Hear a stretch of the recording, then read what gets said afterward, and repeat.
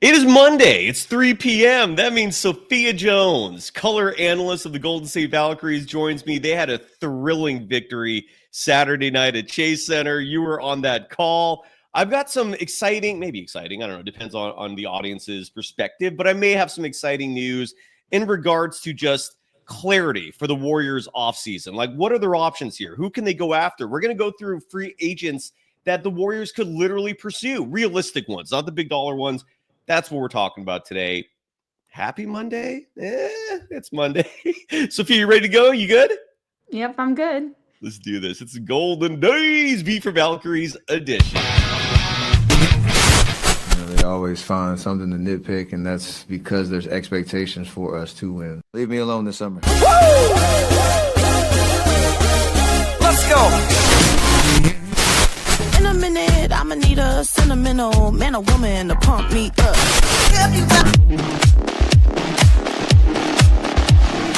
Appreciate the audience. Clip of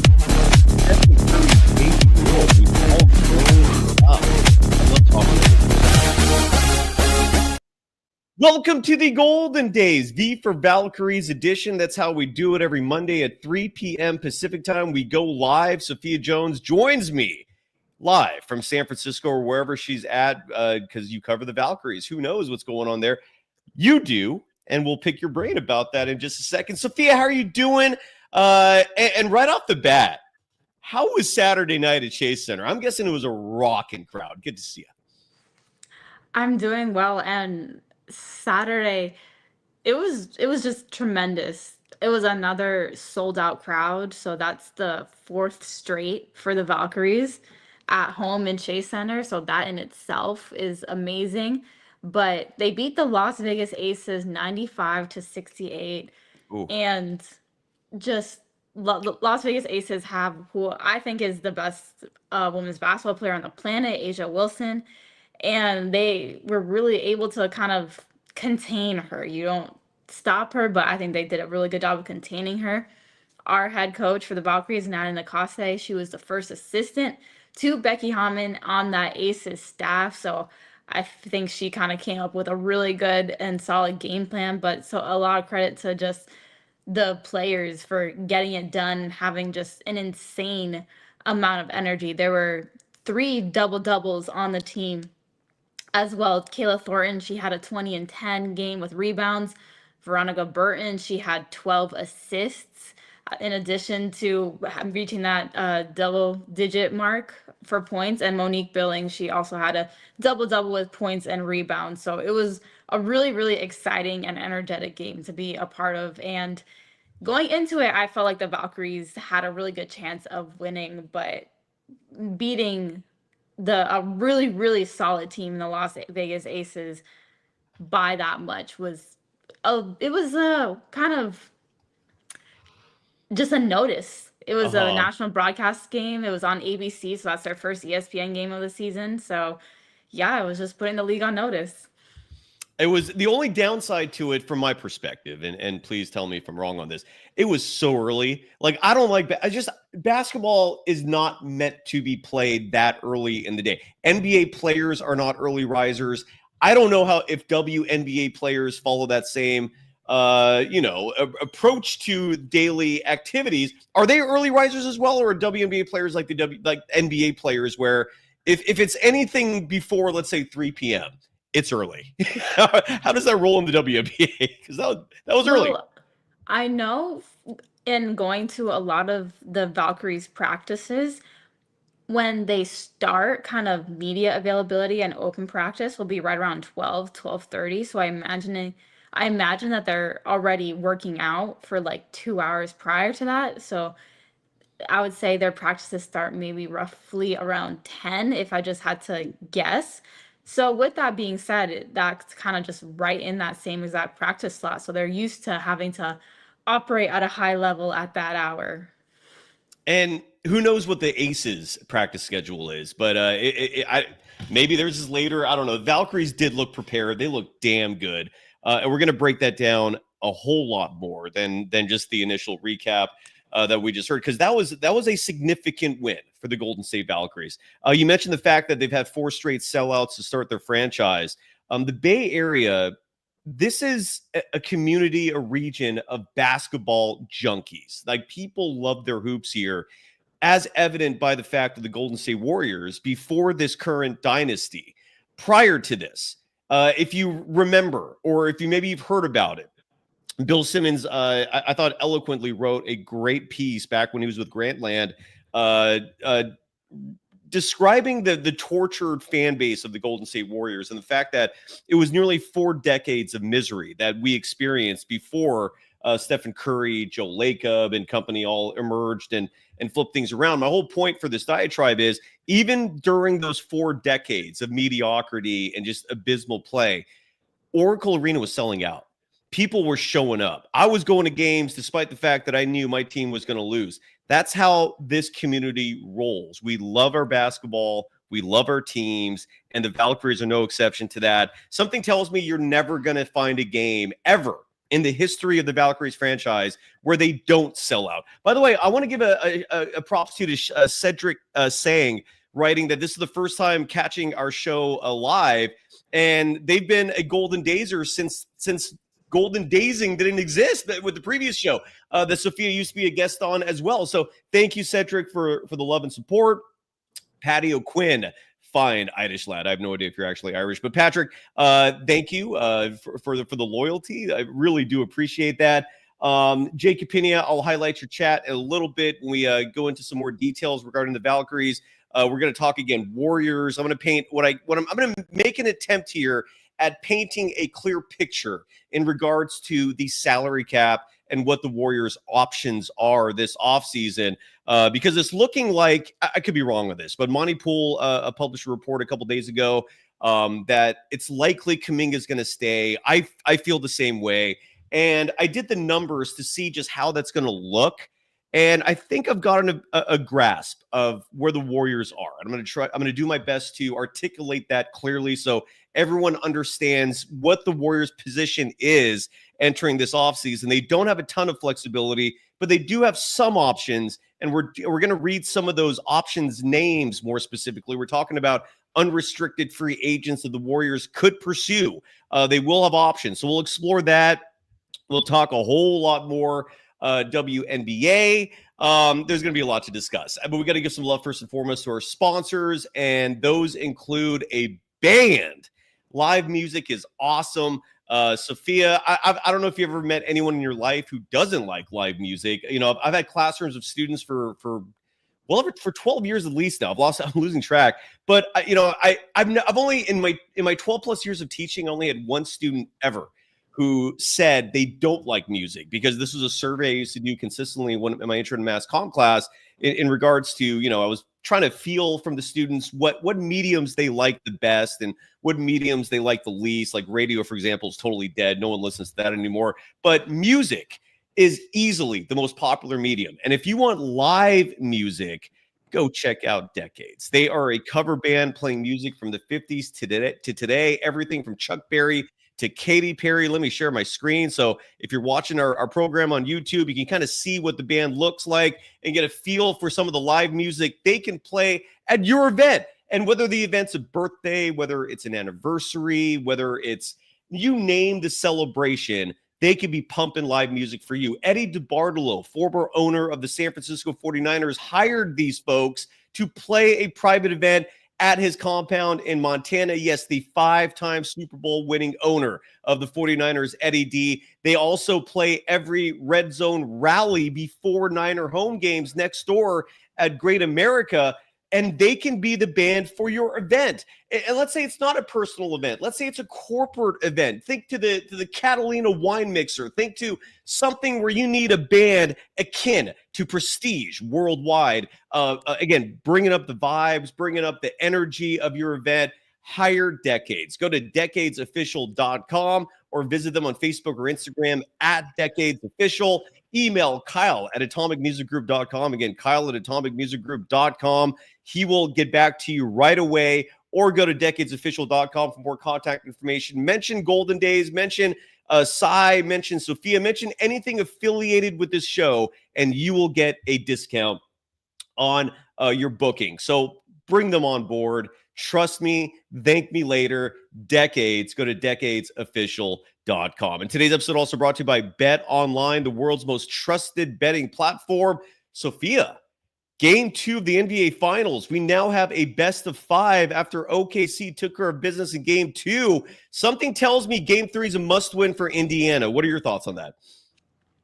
I definitely agree it is. I think that they 100% got away with that Game 1 win. I don't think anyone really expected them to, but the Thunder looked extremely comfortable last night, and it could potentially follow a similar pattern like the series with the Nuggets did for the Thunder, where Denver got away with some, but OKC, when they win, they always seem to win emphatically. Yeah. So I think that if the Pacers still want a shot in this series, today is 100%, or the Game 3 is 100% a must win. It's Game 3 is going to be huge for him. And look, if you have strong feelings about the NBA Finals, baseball season is in full swing. Oh, we just lost Sophia. Hopefully she'll come back in a second. Whether it's there she is. She came right back. Whether it's the Stanley Cup Finals. I know the French Open of tennis just finished. Side note, by the way, Sophia, are you a tennis fan? Because I've been playing tennis most of my life, so I do follow it almost religiously. I don't talk about it much on the show for obvious reasons, but when Coco Gauff won the French Open, I watched a part of it. The hours of the French Open are always really squirrely. Like I think the women's match started at 5 or 6 in the morning. Same with the men's. So I caught some of it. But Coco Gauff, bravo. Beautiful match. Great tennis, period. My whole point of bringing that up is you can bet on that. But are you a Coco Gauff fan? Are you a tennis fan? Yeah, tennis is probably like my third favorite sport to watch after basketball and track and field. So I was elated that Coco won. I thought that she played a great match. I just love watching her poise and composure, especially with how young she is. I think she can be one of the greats. And then Yes. the men's match yesterday was incredible. Carlos Alcaraz, he came back from 2 sets down and won in the 5-set tiebreak. So that was like, and it was 1-2 for both men's and women's side. So it was really exciting to watch. I loved it. Same. And the future of tennis is now here because Kev F in the chat mentions Djokovic, who was eliminated. I mean, he's no longer the top dog in tennis. You saw who those top dogs are now. And on the women's side, we've got an American representing Coco Gauff. Congratulations. She is the present and future of women's tennis. And on the men's side, Sinner and Alvarez. That was a 5-set masterpiece. Again, if you got to be a tennis junkie, do appreciate that. And this all goes back to BetOnline, the world's most trusted betting platform. You can bet on all this stuff. They also have a casino you can mess around with. If you just want to kick back and relax and bring Vegas home to you, they've got all the Vegas style games, including poker and live casino. BetOnline, the game starts here. So the Golden State Warriors. I want to start with the Warriors side of things here, if you don't mind us going back to that. So Eric Pincus was on this show last week and a Bleacher Report, and I can't thank him enough for taking time out to join me once or twice a year. I don't know if the audience appreciates it as much as I do because it is a bit of a selfish reason I bring him on. And his Sports Business Classroom, I think if you just go to sportsbusinessclassroom.com, him and Bobby Marks of ESPN highlight this fantastic seminar they hold every summer during Summer League in Vegas. Like they hold their classrooms, their virtual experience during Summer League action. So you can learn how to be a GM, how to be the front office exec, how to be a video coordinator. They do phenomenal things. And I tie this back to... I'm sorry, I don't want to interrupt you, but interrupt, because I've actually been an intern at the Las Vegas Summer League. I have like direct experience with how that like Sports Business Classroom program works. Enlighten us. And it's really crazy. You'll just see a bunch of because I was more so on like the broadcast intern side. And then at the Sports Business Classroom, they would come to our studio and they would essentially do like a bunch of mock drafts, or they would talk about, I would just hear a couple of them passing through in the concourse oh, I have a trade deadline coming up. I got to figure out my cap space. But it's extremely immersive. Like these people around my age, maybe a little bit older, but learning exactly how to like be front office people and do all those things. So it's a really crazy program, honestly. Are you going back to summer league this year? I know you went there last year for work. Have you progressed where you no longer have time or need for that? Or are you going to be doing some more work this year? I will be doing some work in Las Vegas this year. I will be on the back end because it aligns with WNBA All-Star break. So I won't be there the whole time, but I think the second weekend. And I think you mentioned your dad's going to be calling some games too, correct? Yes, I'm pretty sure.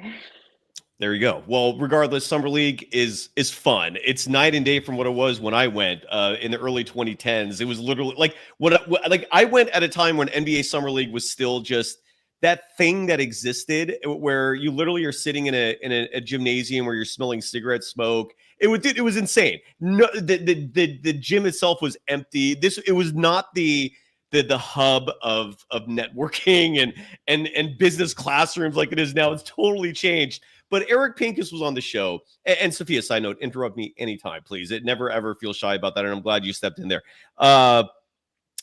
Pincus came on for about 2+ hours. And he helped me a lot in terms of figuring out where the Warriors are salary cap wise.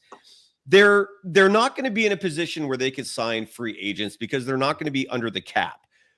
What the Warriors will have at their disposal, at least as of right now, is, and I'm looking at my phone because as Sophia learned during our pre-show meeting, everything I set up for design got lost. I'm going to thank Google for that one. I don't know what the hell they did there to me, but so apologies for looking at my phone to get some information here. But so the Warriors will likely have, as of right now, this is before they make a decision on Jonathan Kuminga, what's called the mid-level exception. And the mid-level exception exists for teams who are below the first apron, but above the salary cap. The salary cap this year is at approximately, I think, 155 million, or maybe it's 170. It doesn't matter. The Warriors are over it. So they're not in a position where they can sign free agents. Truth is, most NBA teams are not in that position. The only team that can go out there and just throw money around are the Brooklyn Nets. But the Warriors do have, as of right now, something called the mid-level exception, and that will give them $14.1 million to spend. They used that last year on DeAnthony Melton, right? Side note, that's a player that if he comes back for cheap, the Warriors are stoked. And we're going to bring that up in just a little bit. So the mid-level exception is where it's at, $14 million and change. You could split that up. You don't have to use all that on one player, but that doesn't factor in Jonathan Kuminga. And here's where I am with the math, because the Warriors, and again, this is where I'm so frustrated that everything I emailed myself did not go through, but I have it in front of me right here. The Warriors right now for 2025-26 are scheduled to be spending $170 million. So they're already above the cap. That's a lot of money that does not factor in Jonathan Kuminga either. That $170 million, it represents 9 players, and you need 14 bare minimum. And Kuminga, again, that's going to be a decision that I imagine the Warriors and his reps are discussing right now, because I don't think the Warriors are in a position where they can give him $35 million. That's what Kuminga wants, right? And if you give Kuminga $35 million, that puts the Warriors in a position where they're now going to be owing 205, or they're going to be, their payroll is going to be up to $205 million. You now lose the mid-level exception if you do that. You also lose the other option that would be at their disposal if Kuminga will agree to a lower amount, and that's called the taxpayer mid-level exception. And the amount for that is $5.6 million.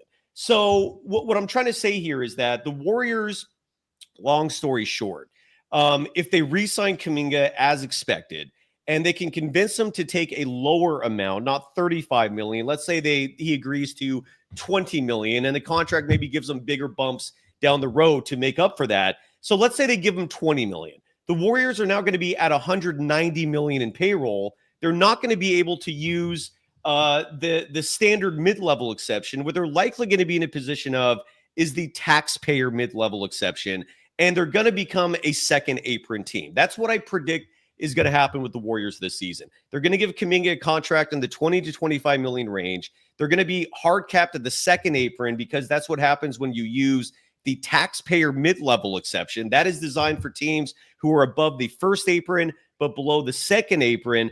And the first apron, last piece of information here before I completely exhaust people. The first apron of the salary cap is going to be approximately 187.9 million.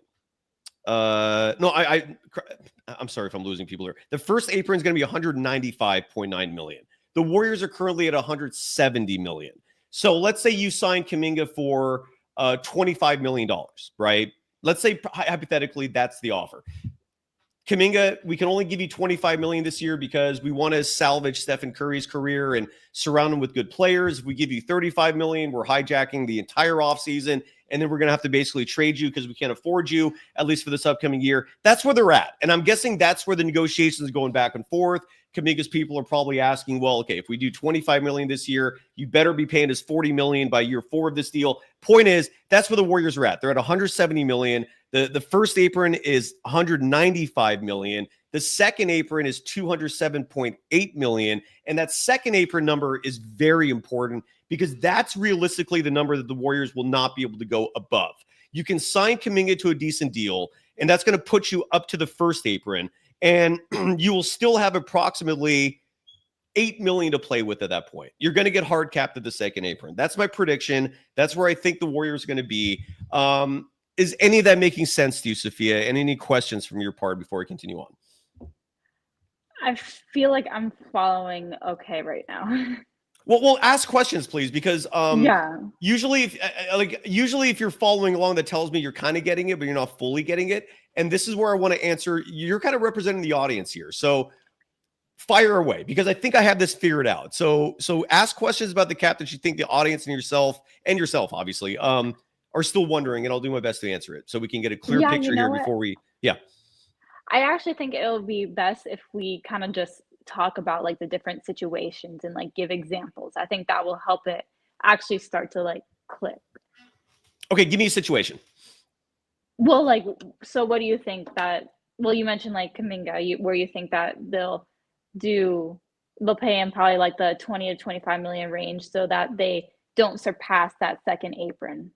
Correct. And if they do end up paying him a lot, like you said, that they're basically just hijacking the offseason. So that makes sense. Here's the thing. If you use the standard mid-level exception, which is valued this year at $14.1 million. Again, that's what you use to get DeAnthony Melton. The problem is if you use the standard mid-level exception, you get hard capped at the first apron. And again, the first apron for this year is approximately $195 million. So if you use that mid-level exception, you can't go a penny above 195. You're currently at 170. And this is without factoring in Kuminga. This is why I think what's going to happen, this is my prediction, is that the Warriors are going to set this up so they can go up to the second apron, which is going to be $207.8 million. And the second apron is triggered by the taxpayer mid-level exception. There's basically two exceptions the Warriors can use here to get free agents this offseason. One is the mid-level exception. That's $14.1 million. But if you use that, you get hard taxed at the first apron, which is $195 million. You could use the other mid-level exception, which is called the taxpayer mid-level. That's only going to give you $5.6 million to use, but now you can, and that's going to hard cap you at the second apron, but you can go up to the second apron, which is $207.8 million. And then you could also round out your roster with re-signing maybe Looney, GP2, but that's still going to be a hard limit for you. Am I making sense? Yes.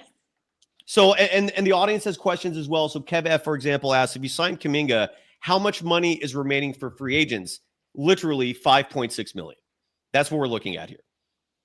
And if you decide not to re-sign Kuminga, you have, let's say you just decide to let him go, right? Let's say you decide to sign and trade him. If you sign and trade him and you're trying to get a legitimate value back, you're still, because of a lot of crazy rules in the CBA, you're still going to trigger the first apron hard tax, meaning let's say you trade Kuminga for someone else, you're going to trigger a hard cap, meaning you can't go above 195 million. So I think the prudent thing to do for the Warriors here is re-sign Kuminga, because you do have to think about your future, and the team is obviously doing that, as evident by Dunleavy Jr. statements, Lacob statements, and so forth. So realistically here, you re-sign Kuminga.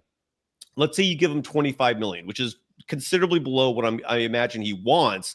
But if he wants to be a team player and wants to come back, that's what he's going to have to do. And let's say you re-sign him to 25. You now will have 5.6 million to use on free agents. That's where we're at. And that 5.6 million, if you can convince a DeAnthony Melton, if you can convince a handful of free agents who we're about to name, that's the angle. They're kind of screwed in essence. I think that's part of the gist I'm trying to get here. The Warriors, look, they're spending 60 million on Steph, 55 million on Jimmy Butler, 25 million on Draymond Green. They owe Moses Moody 11 million. Buddy Hield is owed 9 million. And then you have a couple of other contracts that are lower, like Pajemski's at like 3 or 4. Quentin Post, Guy Santos are around like 3 million, 2 million. And that comes up to $170 million for 9 players. And you got to get at least 14. So this is where they're at. And let me see if I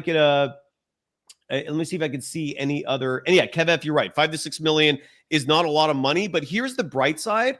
And this is where the players are going to get screwed big time this offseason. And this is why I do think the Players Association, which has always been run inefficiently, in my opinion, they're going to have to take a hard look at the CBA, because they're going to get screwed. They're going to have a lot of their players making far less than they want because of the limitations so many teams will have. So yeah, 5 to 6 million is not a lot, but at the same time, most other NBA teams are facing very similar situations where they're not going to be able to spend much either.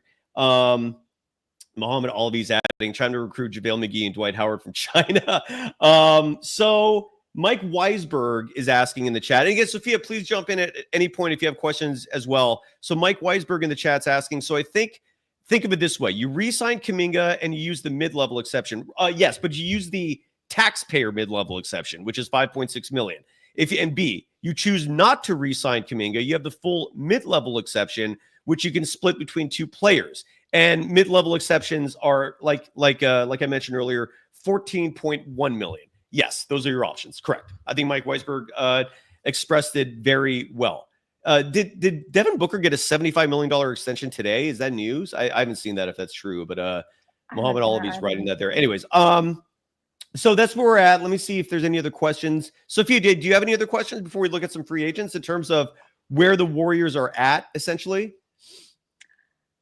No more questions. I'm interested to see just some of the free agents, because it does look like the Warriors are in a bit of a predicament with whatever, unless Jonathan Kuminga really, really, really wants to be a Warrior and he takes a major pay cut. It sounds like potential free agent signings aren't looking too plentiful for the Warriors. No. Well, and again, not for a lot of teams. There's only one team that has a legitimate cap space to sign free agents. Everybody's in this scenario outside of the Nets. Like, everybody's looking at their roster and going, okay, how do we not trigger first aprons, second aprons? Okay, we have a mid-level exception of 14 million. And again, this is where the players are going to be taking their lumps this offseason, because a whole lot of them are going to be undervalued in terms of the contracts they get versus what they likely would have earned in other years with less restrictions. But now the good news is there are a lot of intriguing names, and this is where I'm gonna read off a whole bunch. And Sophia, you tell me how you feel about some of these. You don't have to give any opinions if you don't want. Maybe your silence will reflect some opinions here as well. But these players, I'm not going to give you the ones that clearly are not within realistic range of the Warriors, because some of these free agents are going to be commanding a lot of money. Most of them, however, are going to come on the cheap, and I'm going to give you some names. And last thing I'll say before we get to the names here, the Brooklyn Nets, if they really wanted to, and in hindsight, I don't know again why the Spurs didn't do the same thing a few years back with Austin Reeves, where they had the cap space to offer Austin Reeves way more than what the Lakers eventually paid him. And the Spurs could have really screwed the Lakers doing this. But they didn't. They chose not to offer a restricted free agent in Austin Reeves a big deal. They could have. And so the Lakers got him back on the cheap.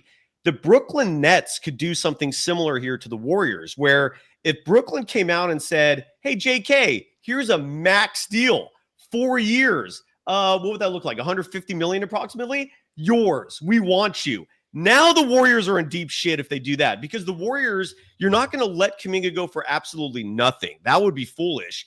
But you're going to have to match that deal if you don't want to lose him.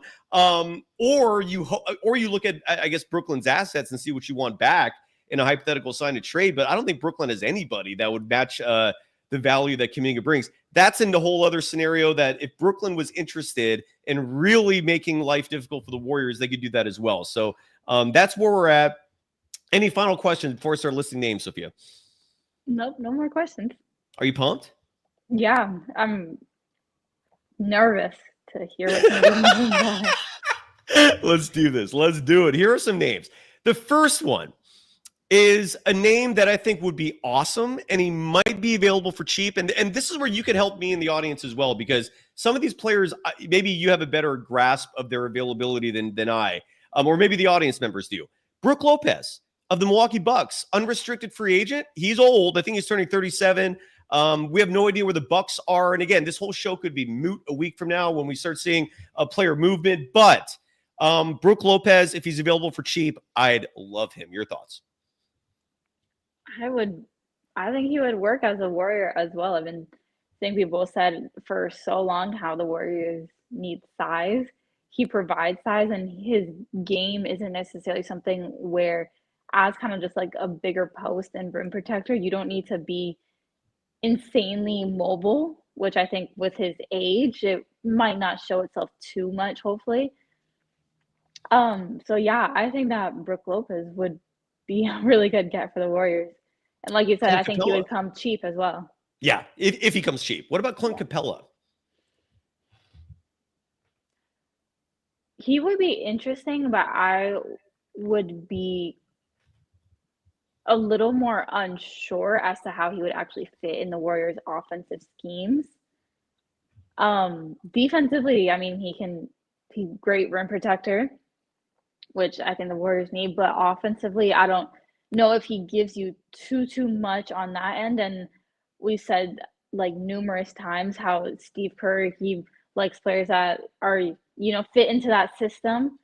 And I just don't really see him fitting into it as well.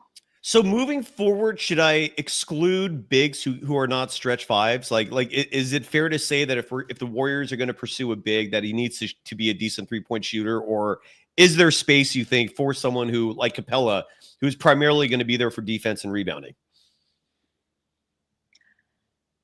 That's a good question. And I'm not going to be, thank you. And I don't think there's going to be any easy questions here today. I'm so sorry.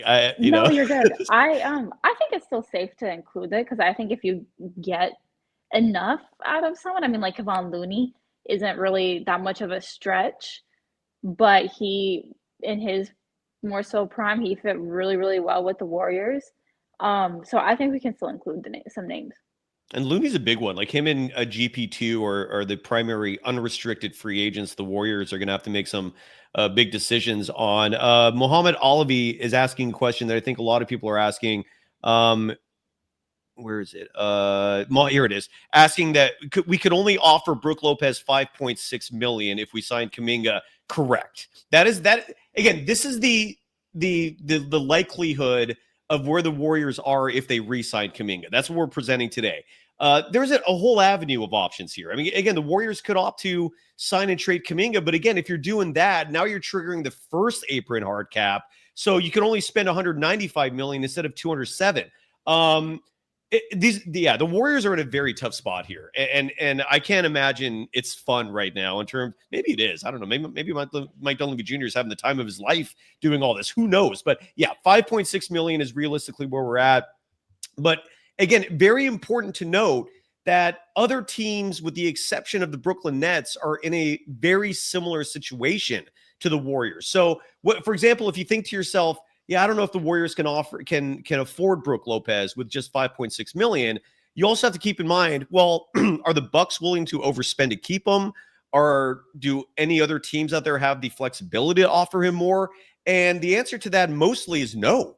I don't think Milwaukee's going to go all out to. Maybe they will. I don't know. Milwaukee can. Who knows? They've done dumber things, so maybe. But who knows? Anyways, going back to the names, this name intrigues me tremendously. I think he would be a great fit, the type of veteran you'd love to have. I think he could even start for you right away, and that's Bruce Brown, unrestricted free agent. Your thoughts? I'm in agreement with you again. Just having, again, that like veteran presence. He gives you some good backcourt play. That's kind of like a big thing. I feel like that Steve Kerr has liked in the past is kind of another major ball handler, so that Steph, he doesn't have to take up those responsibilities for a full 48 minutes in a game. Yeah, I mean, I think that could 100% be someone I would also just.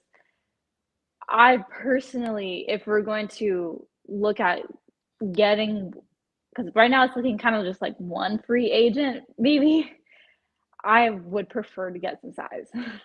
Yeah, I hear you on that. And again, part of this is you do have to fill out your roster, and you also have to keep in mind who Steve Kerr likes to play, right? And bigs are not necessarily his cup of tea. Mike Weisberg's adding that the biggest open secret in the NBA right now is that Bruce Brown's going back to Denver. And again, my research is limited in terms of what other teams may or may not want to do, but and again, I'm not going to list players like Miles Turner. Miles Turner is going to get a huge contract this offseason, and he's very likely going back to the Pacers. I'm not going to, like Tim Hardaway Jr., do you think you could get him? Is he cheap enough? I feel like he would command too much money, but Tim Hardaway Jr. is another player. What are your thoughts on that? I think that's one, if you can get him cheap enough, I would be excited to have him on the team, especially when the Warriors are this past season have shown to trend to have that resurgence of their lockdown defense. I think he gives you a good one. I'm just gonna read off a whole list here because I'm looking at the clock and I want to talk Valkyries and so I'm just gonna list all of these. And when I'm done, Sophia, you tell me if any of them stick out to you in terms of players you think the Warriors should seriously pursue. Are you ready? Yeah. All right. I'm just going to list these off. And these are players who I think maybe the Warriors can get at $5.6 million. Maybe the Warriors would seriously look at these guys. And some of these are unrealistic, but I'll name them anyways. Here we go. Karis LeVert, Luke Kennard, Steven Adams, Marvin Bagley III, Chris Boucher, Larry Nance Jr., Al Horford, GP2 is out there. I'll mention him. Trey Lyles, Jeff Green, Kevon Looney, Precious Achua. Malik Beasley is going to be too expensive, but I'll name him anyways. Nickeil Alexander Walker, Jake LaRavia, Amir Coffey. Let me skip down. Mason Plumlee, Seth Curry, Doug McDermott, not campaign. I'm going to skip that. I don't want him. Taurean Prince. Wow, he's available. I would love Taurean Prince. Let me see who else. Okay, now the names start to get thin here. Thomas Bryant, Jay Crowder, Gary Trent Jr., Bol, Talon Horton Tucker, Jackson Hayes. And now it's getting thin. Let me see if there's anyone else here worth mentioning. Lindy Waters III is available. I wouldn't hate if he came back as a bench player. Ben Simmons, Torrey Craig, Javonte Green, Kevin Knox. Do you want him back? Braxton Key. Do you want him back? Jalen Hood-Schifino. And I'm done. Any thoughts on those names? You listed a lot. I did. Sorry. Yeah.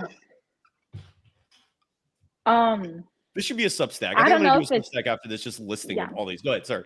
Yeah. I don't know if it's recency bias, but exactly like Bruce Morrow said, I would love Steven Adams.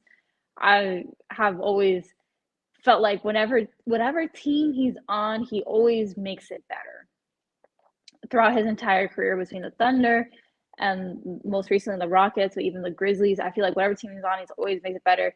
Huge guy, that exact kind of rim protector. That would be really useful. Very smart and high IQ as well. Willing passer. That's probably the name that stuck out to me the most. Torian The Prince. audience agrees with you. I'm getting a lot Yeah. of Steven Adams support in the chat as well. Yeah, that Torian Prince is another one where it gives you some more perimeter length as well. So that intrigues me. But yeah, I think the biggest name that jumped out from what you read was Steven Adams. Yeah. Mohamed Alavi mentions a few other names, Santi Aldama, Jay Huff, Wendell Carter Jr. The list I presented did not include players who have yet to exercise player options. So, and I don't know if that's where these three fit in, and Santi Aldama's side note is going to be very expensive. Like, he's going to get way more money than what the Warriors can spend. I don't know about Jay Huff or Wendell Carter Jr. But anyway, so that is, and again, there's some other names out there, but those are the names that I thought would represent the best fit. And I'll if I have time, I'll present a Substack so you can see visually what that is. Now, going back to the Valkyries, who again had a fantastic victory Saturday night. Like, in your opinion, Sophia, what was the significance of beating the Vegas Aces? Like from Vegas's perspective, do they see this as a fluke? Are they hitting a panic button? I've said this before and I'll say it again. The Valkyries may have already one of the best coaches in the WNBA. Your thoughts on Saturday night and the significance of a huge win for the Valkyries? Yeah, I think looking at it from maybe a Las Vegas Aces perspective, they did kind of the same thing last season where they got off to a very up and down start. And so I'm not surprised that the Valkyries won. I think the fact that it was just this emphatic is maybe a wake-up call to the Aces that they really need to be on it. They can't just rely on having the best player in the world. That other people have to also do their part. But for the Valkyries, it was really a notice to the league that they're not just the expansion team that everyone can have that schedule to win against. I think that they're going to go out every single night and really compete extremely hard. And so that's exactly what was on display. And I don't see that really changing or affecting too much. It's how good are the Valkyries? They played tonight, side note, and you're going to be on the call with Kevin Dana on radio and streaming on the Odyssey. The Odyssey app is the best way to promote it. People can download that. If you want to listen to, again, Kevin Dana and not yours truly, but Sophia Jones right next to me. What's tip-off tonight? 7? 7. I want to look that up. I want to see what the spread is on that game. Because courtesy of BetOnline, you can actually bet on the Valkyries. Now, the top 8 teams make the playoffs, correct? Yeah. So the Valkyries right now are 9th. They are tied with the Mystics, but the Mystics have a 4-6 record. The Valkyries have a 3-5 record. And so the Mystics right now are ahead because of win percentage, which is weird to me. Usually, like, the team with more losses has the lower win percentage, but that does not apply here. Anyways, are the Valkyries a playoff team? Is it too soon to start talking about that? I think you say that the Washington Mystics are in that 8th spot right now. The Valkyries already beat them with a couple of our players down. And so I personally feel like we're better than the Mystics. So if it's a matter of just kind of like comparing who's better and who's not, I think the Valkyries could sneak into that 8th spot. And I think every single team below us in the standings as well, we can 100% get wins off of. I don't think that they're necessarily better. Well, the Valkyries are on the road tonight. They're in LA, and I believe the Sparks play the same arena as the LA Lakers. Crypto, correct me if I'm wrong on that. The Sparks are heavy favorites. A little surprising there. Maybe it's not surprising. I don't know. But courtesy of BetOnline, proud sponsor of Golden Days, the Sparks are favored by 7 tonight over the Golden State Valkyries. I feel like the best bet on this one is not necessarily Valkyries +7, but take that money line +234. The Valkyries are very well coached. They have a lot of talent for an expansion team. The OU on that one, and that is where I am not an expert on WNBA OUs. I don't know if 163.5 is something you want to bet over or under, but that is what the OU is. BetOnline's even offering first half spreads and totals. The LA Sparks are 3.5-point first half favorites. Again, you could bet on that and so much more with BetOnline. Do you have any advice, Sophia, for the gambling junkies out there who look at the Valkyries and Sparks and think to themselves, I can make some money here? Yeah, I mean, going into this game, especially considering the momentum that the Valkyries have off of their last win, I think this is a very winnable game. They beat Los Angeles last time when they played at Crypto.com. They were even up 20 at one point, so it was, I would say, a kind of comfortable win, and Los Angeles came back a little bit at the end. But yeah, I think that this could be another win for the Valkyries, 100%. Bruce Morrow, yeah, exactly. And again, that's what I'm looking at in terms of the best odds that if you want to, put some action on this, +234 is the money line. If you want to bet on the Valkyries to win outright, that is your best return there. Stakes are high in this game. Again, the Valkyries are in a playoff hunt. Bruce Morrow mentioning that Nakase knows the Vegas Aces' weaknesses. Again, Natalie Nakase, who brilliant head coach already. That I'm comfortable saying this early in the history of the Valkyries franchise. They nailed it with the head coaching hiring. Bravo to them. Can you get her on our show? Would that be possible, Sophia? Do you think she would join us? I would have to see. I know that, like I already even told you, like as a media member, it feels like the season's been a little crazy. But yeah, I would have to see. I think with it being their first season, it's been a little more difficult to get some of the players' staff. But no, I'm a huge fan of Coach Nakase as well. I'm a huge fan, and let her know this is friendly territory if she comes. Like it's going to be a hype train. We're gonna have fun. I want her on the show. I respect that. I respect this part, which means everything as a head coach. She's got it. She's magnificent. So the Valkyries have a phenomenal coach. Kev Epps asking what channel. I believe KPIX will have it. If I'm not mistaken on that, which is channel 5 here in the San Francisco Bay Area.